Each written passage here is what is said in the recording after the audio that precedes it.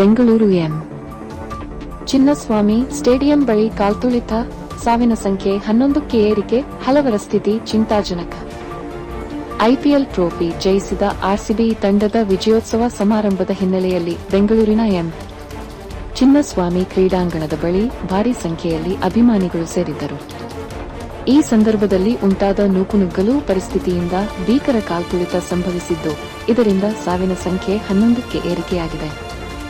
ಅಧಿಕೃತ ಮಾಹಿತಿಯಂತೆ ಈ ದುರ್ಘಟನೆಯಲ್ಲಿ 11 ಮಂದಿ ಸ್ಥಳದಲ್ಲೇ ಸಾವನ್ನಪ್ಪಿದರೆ, ಗಂಭೀರವಾಗಿ ಗಾಯಗೊಂಡವರಲ್ಲಿ ಕೆಲವರ ಸ್ಥಿತಿ ಚಿಂತಾಜನಕವಾಗಿದೆ.